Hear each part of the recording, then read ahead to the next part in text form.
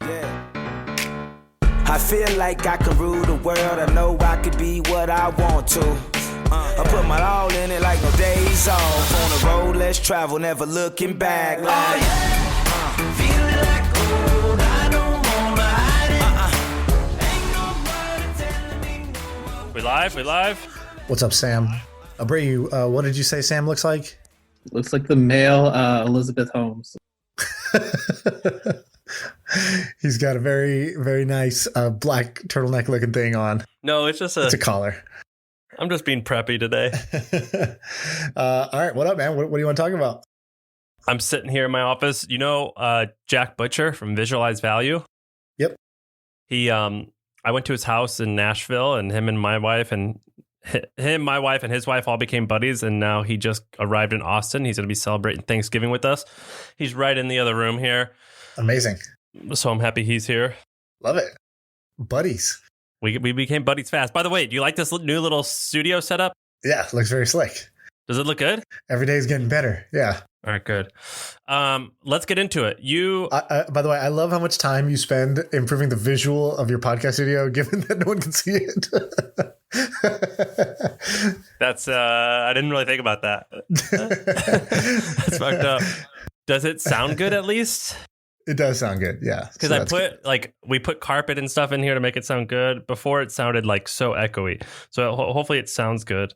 Okay, you want to talk about some of this stuff? Can we talk about the first thing, it being the Chamath, or what's his name? Chamath? Yeah, let's do it. Yeah, Chamath's tweet. Yeah, go ahead. So he put out a tweet the other day, and Chamath's probably one of the 5 to 10 people I have Twitter notifications on for. So I get like a text message basically whenever they tweet, which is pretty annoying. But it's like, you get all the good stuff. So for some people who are very putting out high signal and low noise, it's good. So he put out a tweet that said, "What's an interesting cash flowing public company that could be supercharged if I could get a hold of it and help revamp its technology and go to market?" Basically, what's a public company that's got good cash flows that I could buy and I could use technology to supercharge the growth? And so good question. And then because he's Chamath, he gets a bunch of replies of people doing sort of free homework for him. And, they're his free associates. And so I thought this thread was great. And I spent 45 minutes in this one thread, just learning different stuff and looking at these different companies. And, I think somebody could easily spend 12 hours in this thread and learn a whole bunch and publish what you learned and probably get, a job with Chamath if you wanted to. But what did you think of this? Yeah, so I only saw the tweet. I didn't read any of the replies. Okay. By the way, on Twitter, do your replies sort by most popular? Yeah, I think so. Mine don't. It's not exactly most popular, but it's some algorithm for sure. I don't have that. So I didn't sort through the comments. But how about this? Let's go back and forth and we'll name one. And then I'll name one, you name one, and we'll go back and forth. And it's okay if yours are stolen. None of mine are stolen, but that also means none of mine are maybe that good. So all of mine are stolen, but what it means is that I didn't do the homework. So I'm going to know pretty much nothing more than just what they said in the tweet. But I'll just read their tweet essentially as my own. Okay, let me tell you one. And this one, mine are either going to be incredibly obvious or just really stupid. So sorry. Okay. Casper mattresses. Okay. Have you seen their market cap? No, what is it? 2 billion, 1 billion? No, dude. Less? No. Less than $1 billion?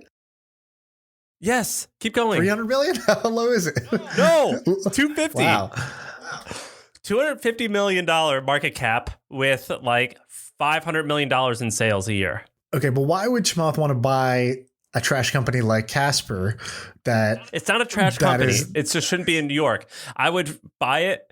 He should buy it and fire every single person and move them to Utah. Tell me why a mattress company has customer service people who are hipsters out of Brooklyn or in Manhattan. You don't need that. But is the problem essentially their office, their G&A expenses, or is it that the mattress and shipping a mattress and dealing with returns is really expensive and that's the problem? He could figure it out.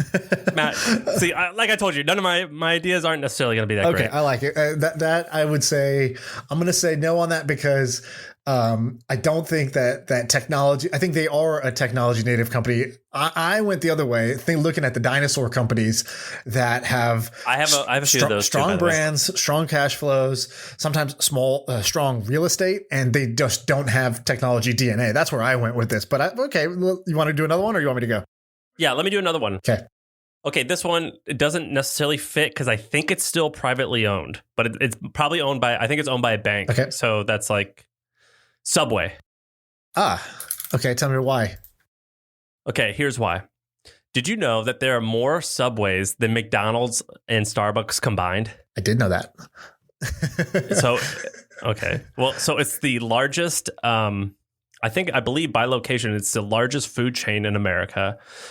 Great brand. Everyone knows Subway. You know, you say Subway, everyone knows what it means. They're incredibly cheap to open. The reason why there's so many of them is a little town in Alabama may not have a McDonald's because that requires a proper kitchen. While Subway just is 2 people and an easy bake oven, like a little microwave oven. It's really easy. Now, the reason why it's interesting is I think that their quality right now is horrendous. The Subway, there's something wrong with their logistical, with their chain of their supply chain that they can't get quality ingredients to the location. Yeah, nothing is fresh anymore, and that's their shit. Yes, but it's still a great brand. It's even though they've been a horrible brand for 15 years, all of us who are in our 30s and 40s now grew up thinking that Subway was like the Chipotle of back then. Like it's a healthy alternative, which it no longer is. So I think I would be very interested in buying Subway, and I think there's a lot of things that you can do in the back end to make that business incredibly more efficient. Okay. I don't hate the Subway call. I still think you're thinking in the same vein, like you're taking a brand that's known for X and saying do X better rather than. Okay, I'll give you an example. Here okay, fine. Let me go. give you a good one here. So I found this in the thread. Should I even try to give credit? Should I try to find who said this? Maybe not. Okay, so the one idea is Western Union. So the person who tweeted this back is Main Street Investor. Their ad handles New Money FC. Good name. I like it. So he said, Western Union, here's why. Growing digital footprint, tepid revenue growth, strong free cash flow, and no other bets. And I think that's the key. There's no growth bets really in Western Union. And so, basically showed for 2020, $1 billion of free cash flow on $5 billion of revenue. So that's pretty good. And then they basically they talked about some of the assets that they have. So they are operating already and they have compliance in 200 countries. That would take you a long time to buy into or grow into. So they already have that. They have a network of 500,000 agents already in all these different countries for you to do business with. That's really critical. And then, it has $1 billion in cash and $3 billion in long-term debt. And so Western Union, here's the play with Western Union. You have Chamath, who at one point owned 5% of all Bitcoin that was out there, and you have Western. Did he really? Yeah, I don't know if he still does, but at one point he owned 5% of the market cap of Bitcoin. He had accumulated a pretty big position. This is according to him. I don't know if this is an audited statement, but I heard him say it at a talk. So then you have Western Union, which is all about money transfer on legacy systems, and it's for international remittance of currency, which is actually the one thing that Bitcoin can do really, really well. And so I think you basically take Western Union and then you pair it as the Bitcoin brand. And so you have all these agents in all these different countries where they have weak currencies. You go to Uganda or wherever else, and you have Western Union as a known brand over there, which is one of the few Western brands that's known internationally. It's known as a trusted financial partner, which gets over the hump with Bitcoin, which is this new kind of scary thing. And you basically turn Western Union into a Bitcoin remittance network over time, starting small and then going bigger. And so I think this is a great way to become this sort of international Bitcoin merchant and network using Western Union as your Trojan horse. And let me look up the Western Union market cap. So while you're looking that up, let's look at what I usually default to oh yeah, why could this work? But let's actually ask ourselves why this can't work. By the way, 8 billion is the market cap. So Western Union, pretty shit brand.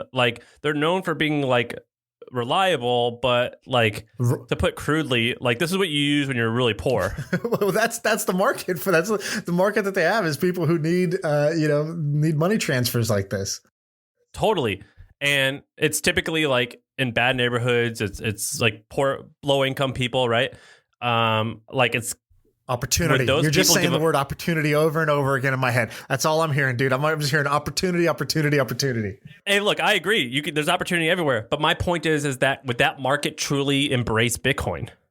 So the thing is, you can make it where either Bitcoin is getting to that point where people are curious enough, and if you make an easy on-ramp, that's what people always talk about, on-ramps and off-ramps with Bitcoin. How do you make it easy to buy? How do you make it easy to take your Bitcoin and get cash out, get cash that you want with it? That's what Western Union is. It's a network of on-ramps and off-ramps. So I like that. The other thing you could do is you could sort of mask it. So you could basically make it a more user-friendly product that just uses Bitcoin as the rails. And so you may be able to skip the step of educating, but I would just go for the education component of it because I think enough people are interested in Bitcoin. And I also think that the kind of bad neighborhoods thing, that's the US perspective. I'm talking about countries where it's just the whole country is a bad neighborhood. And so that's where Western Union is on the other side of that's the other side of the tunnel. When you send money through Western Union is typically to countries with really poor financial infrastructure, poor currency controls, that sort of thing. That's who needs Bitcoin. Another thing about buying a company like Western Union is that you probably have a ton, hundreds of people in upper management who have been worked there for probably 20 years. And it's like, can you teach an old dog new tricks, or do you just got to fire Casper everyone? Mattresses, baby. We're cutting heads over at Western Union. Heads so will if roll. you're going to do this, everyone's like, there's so much opportunity, but you got to think like, you're going to have to fire a fuck ton of people. It's going to be a headache. You're going to get lawsuits. The yellow color, we're brightening it up. We're rebranding. We're doing everything here. So heads are going to roll. We're rebranding. The whole name might change to Western Coin soon. And it's going to be about transmitting. I'm just saying these people probably all look like my aunt and uncle. You're going to have a lot of angry Karens at Western the Union severance package is HQ. on the left over here. You can collect 6 months of severance and see you later. I'm getting a bunch of crypto nerds in here and we're taking over. That's an interesting one. What are other ideas? It's pretty good. It's a pretty good idea, I think. Now, not like I would be on board. I wouldn't bet my own money because we're just shooting the shit, but it's quite interesting. Okay, here's another one. CVS. This was the top reply in the thread. No way. And what? Okay, so let me give you the person. Dude, CVS is booming. They're great. They don't need him. So post market. So post_market is her handle. She's actually very interesting. She has very good tweets. So she said CVS has 15 billion of cash flow, has touch points with 100 million consumers, and a store base of 9,000 stores for distribution for you. So this is the Whole Foods Amazon playbook. And so basically it's healthcare is the most attractive vertical with the largest profit pool. They have the tools to win in an Amazon-dominated world. So Chamath is known to be very interested in healthcare. I think one of his SPACs just took Clover Health public as well. He invested in like a diabetes company and some others. And so now there's some problems with CVS, which is that, like you said, CVS is doing well. So CVS's market cap is like 80 billion. So not a realistic target to take private, take over. So he actually responded in the thread and said, what about hashtag RAD, which is Rite Aid. What about Rite Aid instead? Rite Aid's kind of interesting, right? It's the poor man CVS. And I think Rite Aid is like a 500-ish million market cap company that has many of the same properties, just with a smaller footprint overall. And so here's the play. We take Sam's original idea with the Subway. No, we not Subway. We need like a Blockbuster. We need someone who's going out of business. And we're going to take Rite Aid, the brand, and then we're going to pick up real estate footprint of some brand that just died during COVID, and they like some dollar store or like Sears. I don't know who. Somebody's going out of business, but it has the same. Sears too big. You need somebody with the same footprint as a Rite Aid. We're gonna do a roll up of those two, and we're gonna offer the sort of mobile ordering, delivery, DoorDash style service for prescriptions and products from Rite Aid. Give me your thoughts. And passport photos, which is why people go to CVS and Walgreens and stuff as well to take passport photos. We're going to come to your house and take a picture of you. How big is Rite Aid? I don't even, are they public? 500-600 million. $500 million. Yeah, that's market it. cap. It's fucking steal. Yeah, cool idea. How many locations? Like, how much? How I feel like their real estate would be worth close to that. They may not own, they may lease, right? So, okay, so it's a $600 million company. Net operating cash flow 2020, $500 million. Free cash flow, $330 million. I don't understand public companies. How is a company that's got, $300 million of free cash flow and, $500 million of net operating cash flow? Yeah, I don't know anything about that either. I mean, I would wonder how much debt they have. Someone who's smarter than me about how public companies are valued. Tell me about all this. But I like the idea. I like the idea of taking something that has a wide real estate footprint in a space you care about, like healthcare, and then trying to modernize it by offering some of the things that the digital pharmacies are doing, and try to go that route. That one's a good one. What else was good? One other one I liked. This was actually my idea, but somebody in the thread also was thinking about it, which is a brand that I find hilarious, and that's Tootsie Roll. So Tootsie Roll is a very interesting company. I don't know if I did I ever tell you about the Tootsie Roll stock tip I got. No, but wait, is that the one that Moyes talked about? I talked about it with him. Yeah. Yes, I've heard about this through the grapevine. So there was several years ago, and by the way, this turned out to just be very lucky timing. There was no actual intelligence behind this, but several years ago, like 2017-ish, Tootsie Roll was like, I don't know, $35 a share, and I saw this YouTube video of this guy who was like on CNBC, and they were asking him all these like, what do you think about the global economy? He's like, I don't know about any of that, but I'm gonna tell you one thing: dead stock. Tootsie Roll. He's like, I'm shorting Tootsie Roll big. And I was like, what? This came out of nowhere. And he's like, I'm shorting Tootsie Roll. He goes, do you know anyone under the age of 40 who likes Tootsie Rolls? And he's like, yeah, Sam raises his hand, but he's like, kids don't like Tootsie Rolls. They don't even know about Tootsie Rolls. He goes, Tootsie Roll, owned by this woman who is 90 years old or whatever. She's never going to sell the company. She refuses to sell over her dead body. So there's no sale possible. Revenue is going to go down because nobody likes Tootsie Roll. And as I was listening to this, I was like, yeah, dude, Tootsie Rolls are gross. And so I shorted the stock. This is my first stock I ever shorted. And it crashed. It went down to like whatever, not a huge crash, but it went down like $5-6 a share. And I made a bunch of money, and I immediately sold it and I got out. And since then, by the way, the stock is up. So it wasn't a long-term thing. But ever since then, I've just always looked at this Tootsie Roll stock. So Tootsie Roll is worth $2 billion. And it is actually a big brand, but it is so outdated in every way. And it doesn't do... Dude, I love Tootsie Roll, by the way. I wish I had a Tootsie Roll right now. I feel like they don't do any of the things that like M&Ms and Skittles and others candies do to stay relevant with like the younger generation of like, partnering with young pop stars, like coming out with new variations, new holiday themes. Like, I feel like Tootsie Roll does nothing. And so the idea would be to buy Tootsie Roll out and bring it back with like hire like the best marketing agency of all time and bring it back with the vengeance using TikTok as distribution. What's Tootsie Roll's market cap? $2 billion. It's expensive. It's 500 or sorry, 2 billion. Yeah, $2 billion, not bad. It's expensive. Wow, but I think that's an interesting not one. To all these other brands, right? Hershey's I think sold for $20 billion or something like that. There's basically several candy brands. If you follow the trail of candy brands, they all get like sold to the same, Mondelez and whoever. Tootsie Rolls is a good idea. Here's why. Okay, so they own Tootsie Rolls, obviously. They own Fruities. I love Fruities. Okay, they own Dots. You know Dots? Dude, I don't even know what Fruities is. I don't know what kind of, middle America candies you eat. It's some redneck shit that I eat. Do they own like Red Hots as well? I feel like that would be a brand that they would own. No, they own Sugar Daddy. You know Sugar Daddy? No. And Sugar Baby? No. Do you know Dots? Yes. Dots is like what you get at the movie theater. Yes. I love Dots. How about Andes chocolate mints? Don't know. Yeah, they're like in a green. Dude, everything in their portfolio is outdated. Dude, Andes is what you get at the restaurant. It's like the green thing that you get at the restaurant. Like a peppermint? It's kind of like that, but they also own Junior Mints. They own Charleston Chew. They own Charms Blow Pops. I mean, I wish people could see the excitement in your face right now. Like, this is like when you meet someone and you have 5 friends in common. I feel like that's what's happening right now with you and the Tootsie Roll brand portfolio. Double Bubble. They own Double Bubble. Dude, you're crazy. This is a good. There's some good stuff all here. All of these, I would partner with rappers and make very clever songs. I'd get my candy name dropped in every single song. Double Bubble, that should be a rap song altogether. I would try, Sugar Daddy. I would try to bring it back, make it culturally relevant again, and bring this candy back to the mainstream. And then, by the way, you actually don't need to do any of that stuff. You just need to not be this 90-year-old lady, and then you need to sell the business.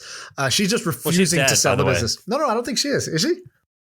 Yeah, Tootsie Roll CEO dies at 95. We may never know how many dude, lick. my info's outdated here. This is back from 3-4 years ago. She dead. So who owns it now? Why didn't they sell? Well, it's publicly traded. I mean, I don't know. It's got a CEO. I don't know, man. I'm looking at this shit on the spot. But on Wikipedia, it says she's dead. There's been all this candy movement, these candy roll-ups that are going on, and I'm surprised that Tootsie Roll hasn't gotten in on the action. But that's... By the way, the candy companies, I think Hershey's and Mars, I think those are like two... Like, I think they're both in the top 10 of privately held companies in America in terms of size. Interesting. Yeah, like candy businesses are cool. Yeah, I mean, Buffett is sort of famous for being in the See's candy business. And yeah, okay, but how about that? You want to talk about no one eating Tootsie Roll? Who goes to See's Candy? Well, does See's Candy own other brands that are like very popular? Like, do they own M&M or something like that? Because he's always eating M&Ms. And M&M. He's eating M&Ms and drinking Coca-Cola, so I assume he only like consumes his portfolio. So I feel like no, See's Candy is owned by... Or they own those all the fancy stuff. Yeah, I mean it's fine, but like it's not like I'd rather have a Butterfinger than a See's Candy. Yeah. Anyway, I'm into the candy space. I think there's opportunity in the candy space. But I agree with you. Like when you has there been like there's lots of like D2C healthy shit, but has there been a like I remember when I did my cross country trip on my motorcycle in 2012.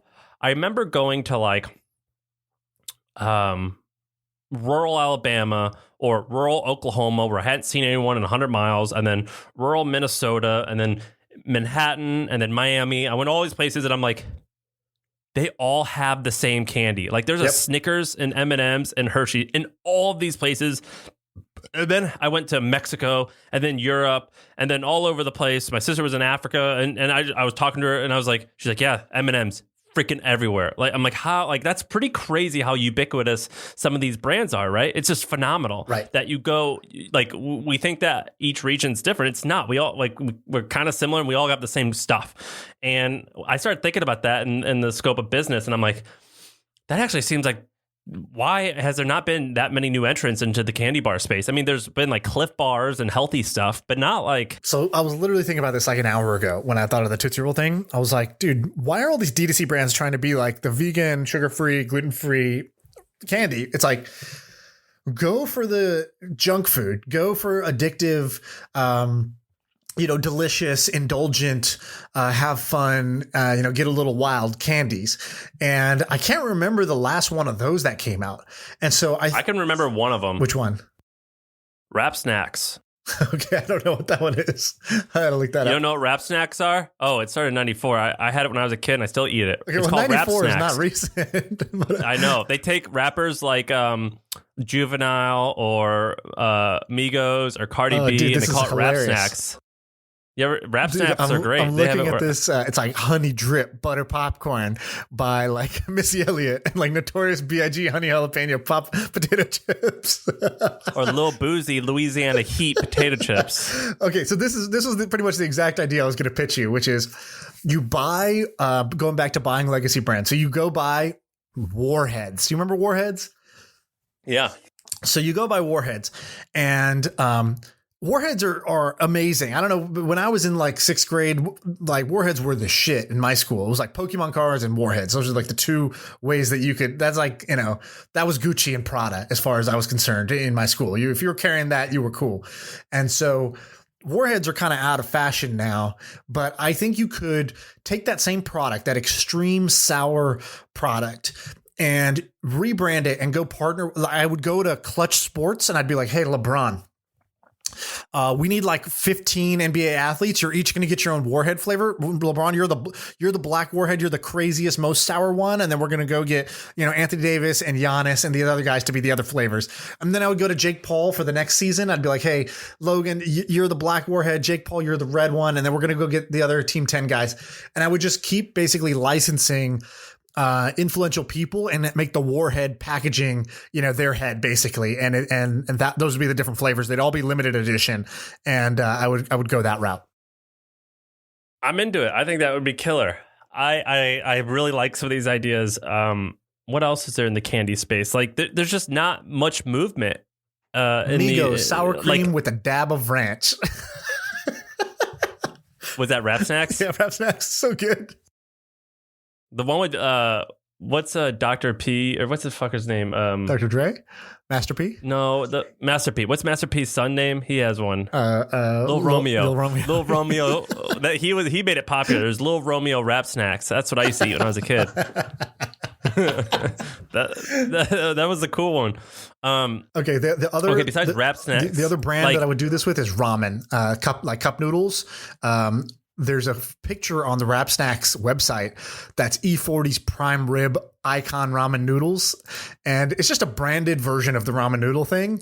And, the ramen I think is eaten by a certain demographic of sort of kind of like the college student or like low income, cause it's it's the cheapest way to get a bunch of calories. Basically, it doesn't taste, great, but it doesn't taste horrible either. And so I would basically take any of these products that are generically branded or they look like kind of like ramen. It's like this Asian looking brand. It doesn't really, have much of a standout presence. And I would just clone the product and slap, different celebrity faces on those products. I'm into it. I love this idea. I've always been thinking about, I've been thinking about this for years. I'm like, why do we not have when you think about the innovation that has come out of candy, it's been M&M's having peanut butter and crisp and how M&M's has all those different flavors now. Yeah. Or peanut or peanut butter cups having Christmas tree or they don't do a lot of new shit ever. Okay. So did you know the story of Rap Snacks? No, did it have something to do with Master P? Yes, Master P. I think he bought it, right? So basically, they went into the chip industry, so not exactly candy. So somebody named James Lindsay partnered with Master P to put some of hip hop's biggest stars on bags of chips. And so this article, when's this article? So this is from 2020. So this may be, put some water to cool down on my idea. I don't think it's that big. So basically it said they're in 4,000. They only sell it in the Midwest and the South, where they have it at all the stores where I grew up. Right. So it said, they started this in 94, like you said. I can't believe you even knew this, by the way. You have the most random collection of knowledge I've ever seen. And then in 2011, things slowed down. And then they were just kind of operating in 3 or 4 markets. And then they came back in 2016 and they launched nationwide, basically, not nationwide, but a much bigger part of the country. So now they're in 4,000 Walmart stores nationwide. And they say it's grown into a $5 million business, which seems really, really low. No, that's wrong, brother. It is Rap Snacks, Bakery and Snacks reported. I don't know what that means. No, Rap Snacks makes at least $100 million a year, dude. Every store in St. Louis has them. Let's see if we can do a quick. I believe you. It's huge, and they have TI snacks, and they've got Juvenile. They got Migos. I love it. Okay, I love Rap Snacks. 30 I just million bought in them revenue. 4 weeks ago. 30 million in revenue in 2019. You bought Rap Snacks recently? Yeah, dude, I love Rap Snacks. Do they taste cool. good, or you just think they're cool? They're just generic chips. They're just cool. I was with Sarah, and she likes Cardi B. I got her some Cardi B Rap Snacks, bro. Dog, come in. This isn't hard to understand. I would also be interested in starting a line where I just got the brands that we would all eat for lunch. So Bosco sticks or pizza sticks or hot fries and cheddar fries. Yeah, what's Dunkaroos doing nowadays? All right, so let's move on. But I'm into the legacy food brand rebranding as. Do you know who did a really good job of buying an old brand and making completely different? Was your boy Ty Lopez? Shinola. No, what do they do? Shinola. Do you know what Shinola is? No. The guy who started Fossil Watch. He's a Greek guy. I mean, he's American Greek, I think. I don't want to pronounce his name because it's a very hard Greek name for me to say. Tom something. Fossil Watch went public. He became a billionaire. He then started Shinola, and Shinola is used to be a famous American brand, and their tag phrase or tagline was "You don't know shit about Shinola." And I don't know why that was their phrase, actually, but that was their tagline. And it originally was a shoe polish business. But Shinola, it had the coolest logo. And so he bought it, the logo and the brand, which I don't know what bought mean. Like, I don't know what there was to buy. And then he turned it into a watch company. And at this point, they make watches. They put Shinola branding on watches, basketballs, some electronics, like electrical cords, which is weird, notebooks. Right. And it's like a $500 million company. Interesting. I like it. Which one do you want to go to? Are you sure you want to talk about Bitcoin? It's kind of nerdy, but I'll just shout it out. Okay, so there's a blog post you should Google called 9 Charts About Why Bitcoin is Different This Time. And I think it's important because A, I'm into Bitcoin, but B, it's hard to differentiate between when something is actually here, when there's substance versus just hype. And what this shows is that Bitcoin has re-arrived at the it's about 18,000 and a half now per Bitcoin. And that's just about the all-time high where it hit 20,000 a few years ago and then it crashed. And so people want to know, is it just going to crash again or is it just hype, speculation? What's causing this? And I thought this guy did a good job of looking at some of the fundamentals of Bitcoin, and it's pretty compelling. I'll just shout out 2 of the proof points, and then I just think people should go read this. It's very interesting. So he did an analysis, and he basically said, because Bitcoin's all the wallets are public, right? It's a public ledger. So you can basically see how many wallets have more than $10 in them. And this is a way to check how much adoption is there, right? Bitcoin, like all money, is about a network effect. So the more people that use it, the more valuable it gets. It's like if not everybody uses a currency or doesn't speak a language, it's not useful.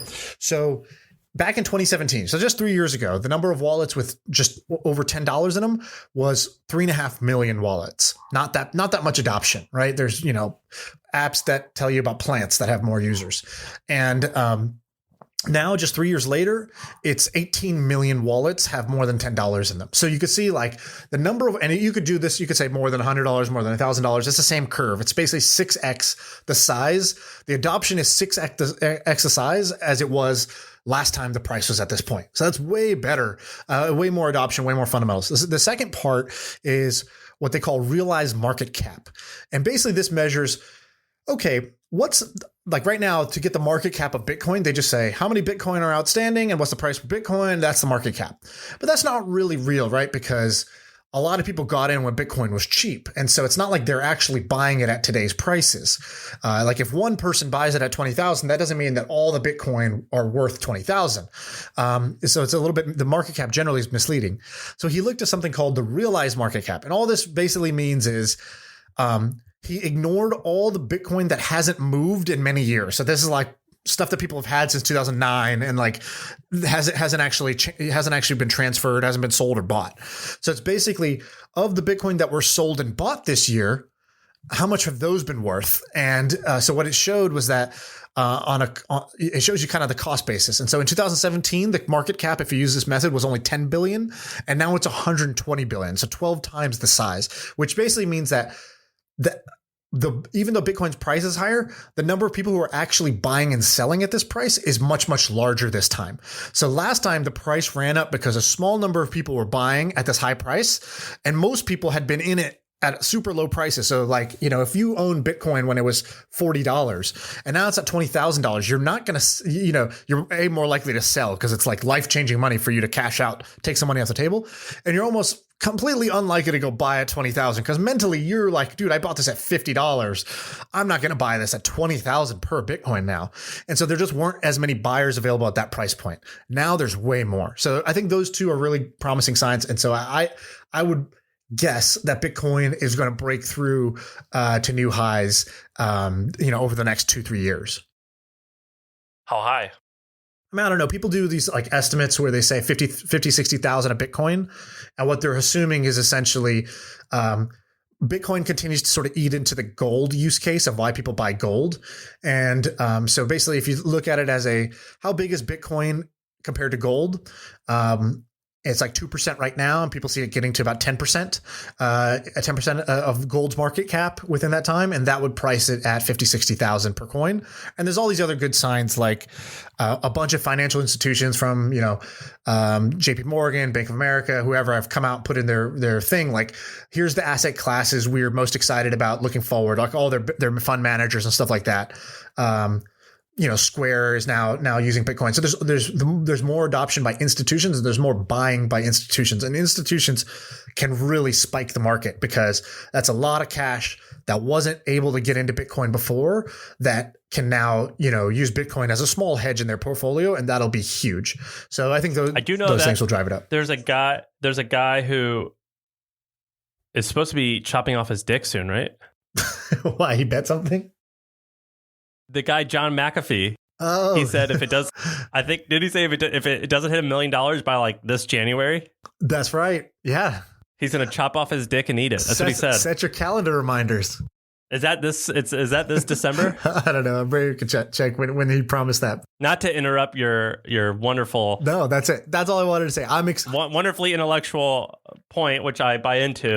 But just a reminder, the founder of McAfee Virus Software on December 31st is supposed to chop off his dick and eat it. If it's not at what, like 100,000? I think $1 million. If it's not reached 1 million, okay, yeah. He said he'll do it on national TV too. Perfect. Okay, so forget the blog post. Just watch this when this goes live on ABC.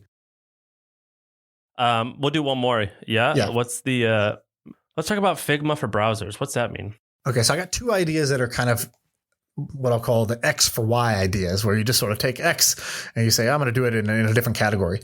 So Figma for browsers. So there's been this movement of all the shit people use from being what I'll call single player, like a single player video game, to being multiplayer. So a good example of this is Figma, which is like it's Photoshop, but it's like the new age Photoshop. And Figma's valued over $1 billion. So they built a $1 billion startup, basically taking Photoshop and saying, this should actually be on the internet, not just something on your computer. And like, while I'm doing designs, Sam, you should be able to like collaborate on the same file, and you should be able to. That's a great framework. That is such a great framework. And so then there's Google Docs, right? Google Docs said, there's Microsoft Word. That's the single player version of writing a document. Google Docs, it's the multiplayer version. Two of us can be writing on the same document, editing things, leaving comments for each other, that sort of thing. It's like collaborative software is the boring way to say it, but I call it multiplayer software. And did you make this up? I think a bunch of people have come to the same realization. I thought of it myself, but I've seen other people talk about this too. So there's another one that's Front, which is an email inbox. So email is a single player sport. Usually Front basically said, hey, when you have like a help desk, it's kind of like annoying that everybody has to share the same password and you don't know who's going to reply. Like, we're going to make a multiplayer version of an email inbox, and like your whole team that does customer support can see the same inbox and then assign each other's things and leave each other comments about it as you go. So this trend keeps continuing. So I just look at on my computer screen, I go look at the kind of the desktop apps, all the apps I have, and I just think, which ones of these are single player today that could be multiplayer? And the biggest one is the browser. So Chrome, right? Or Safari or whatever you use. So today your browser is a completely single player experience. You use your browser, you don't share it with anybody else. But you do take links and you share the shit out of links, right? Like that's how stuff grows on the internet, is people sharing stuff with one another. But the sharing is like a 4-step process. You like grab the link and then you go to your email or your messenger, copy, paste it, you send it to them, then they click it, then they open it.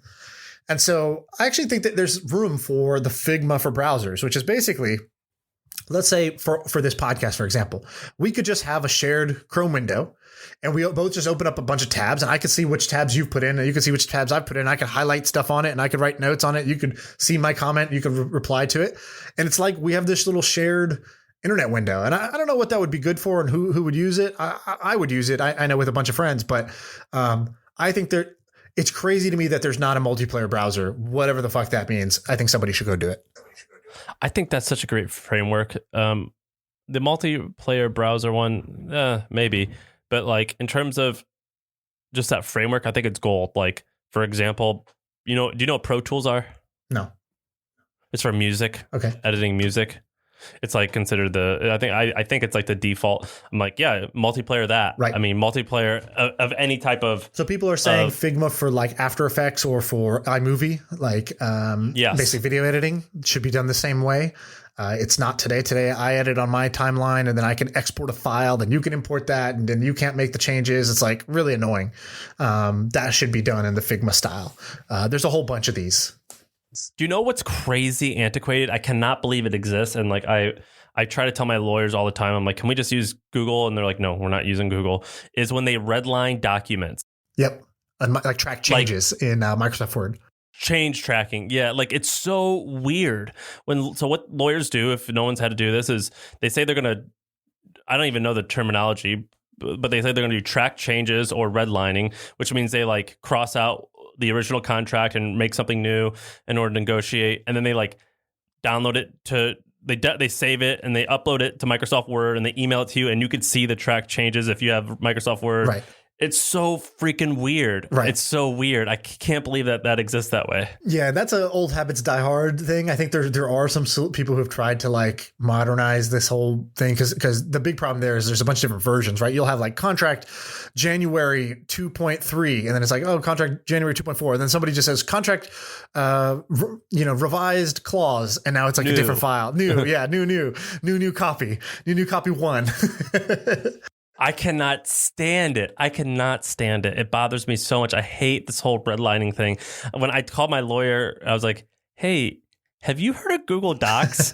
And she's like, yeah, that's like amateur hour. We're not going to use that. And I was just like, okay, I guess, whatever. Right. But I'm shocked by that. I'm shocked at the redlining, how that process works. So there's another X for Y idea that I think is interesting that a bunch of people are trying to do right now. And I don't know who's going to emerge a winner or if there is even a winner. Maybe everybody's chasing a false prize here. But it's Substack for video. So Substack got really popular in the kind of like tech community as a really easy way to create a newsletter with a paywall if you want. And so you can get subscribers and you can send them emails and you can charge them for emails.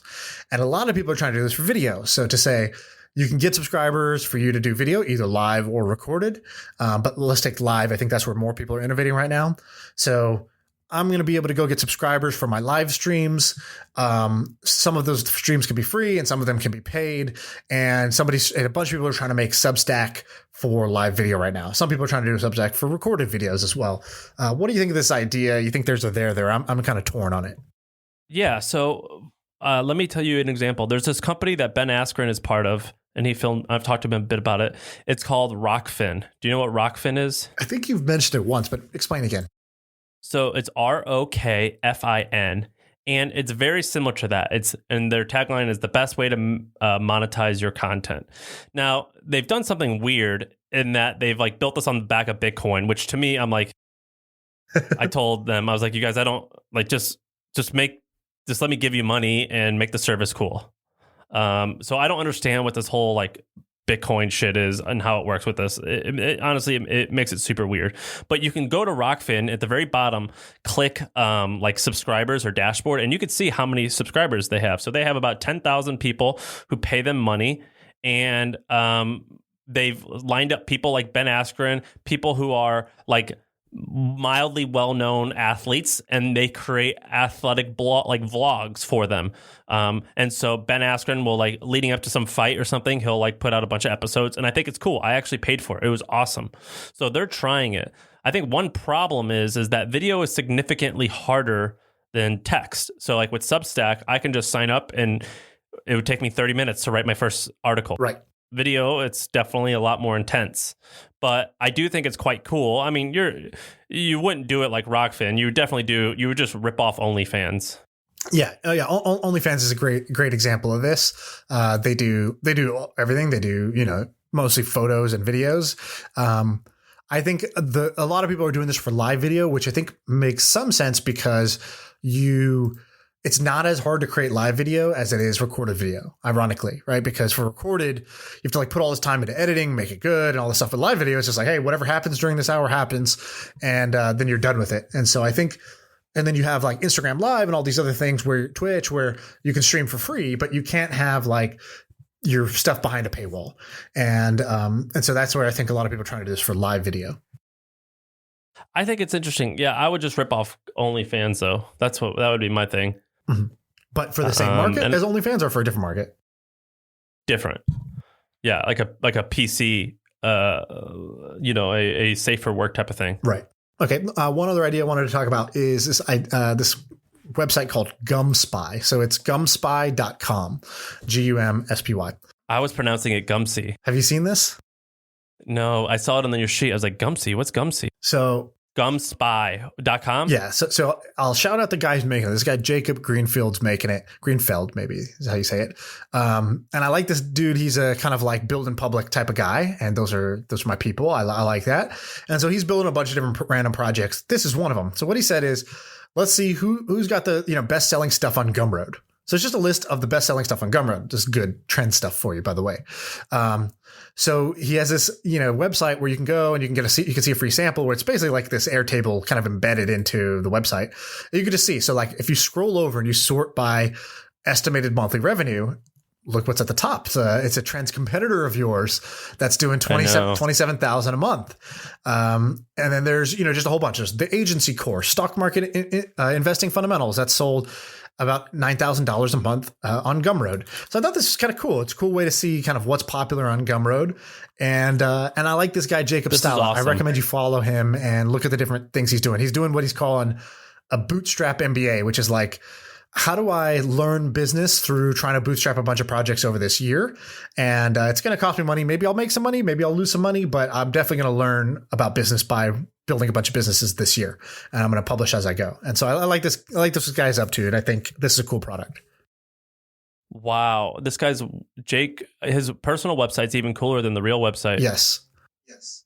It's Jacob with a K. So JacobGreenfeld.com. Yeah, this kid's how old is he? Is he young? Is he a young kid? No, I don't think it's a young kid. I think it's a guy. Oh, okay. Well, this man is talented. Yeah. This guy's awesome. Yeah, I like him a lot. Wow. Yeah, I think this person is going to be great. I like this Gumroad idea. That's not going to be a big business, obviously, but it's a really neat, small tool. But I bet you it looks like he already has 8 of these tools already made. Yeah, he just uses the same landing page, by the way, for all of them. Like he has another one called Product Explorer, and it's just the same. It's the same website. It's a great. What is this made out of? Is this like some Notion thing or something? I sent it to my guy Ben, who helps me with all my projects, and I said, great example of a personal website and great example of a landing page. Let's figure out what he's using as his template for these, because I really like this format. Yeah, this is really good. I really, really like this. His landing pages are phenomenal. This person seems great. I think this is really, really cool. Oh man, I'm like digging through all of his stuff. So how'd you find this person? I saw the GumSpy tool and I was like, oh, this is cool. And at the bottom right, it's like, this is made by Jacob. And I was like, anytime somebody builds something tight, I stalk the shit out of him. And then I saw he follows me, he DM'd me, and I never had replied to him. And I was like, shit. Here we go. And so now I DM'd him being like, hey, your stuff is cool. Yeah, I don't have anything to say about this except this is cool. I don't think that some of his tools are going to be like particularly big, but I bet you many of them could make $5,000 a month. Yeah, I think, this is kind of like in the learning phase, and maybe something leads to something is kind of what you bet here. Wow. That's badass. Let me tell you a quick story. I was out at a bar, not a bar. I wasn't in a bar. I was outdoors on the patio of this like picnic area. And I was talking, I guess kind of loud, but I had a mask on and glasses on, and no one could see my face. And this person walks up to me. He goes, "Are you Sam Parr?" I was like, yes. Hi. He goes, "Dude, you're in Sean's podcast. I love it. I'm a huge listener. Like I listen to every episode," and I thought it was kind of cool. So he recognized you by your voice, you're saying? Yeah, they can tell my voice. And that happens every once in a while when people can see my face. But it was very funny. People were able to recognize it just from the voice. That's cool. Who would have thunk it, man? That's pretty crazy. Has that happened to you yet? No, the closest thing to that is like I called my cousin Robbie, and he picked up the phone, and it sounded like something was like off. Like I was like, "Hey, what's up?" And he was like, "Hold on." And he was like kind of like distracted by something. And I was like, oh, if it's a bad time, like I'll call back later. And he's like, no. He's like, I was literally just listening to the podcast and then you called and it's the same voice, but like now it's live. He's like, it just like really tripped me out for a second. He's like, I didn't know if I just pushed something on my phone and didn't know what the heck just happened. So I thought that's actually a pretty good funny. little bit. That's a good one. Anything else we want to go over? No, we're good. Great. Sounds good. Cool. All right, man. I will see you then. All right. That's it. See y'all soon. Cool.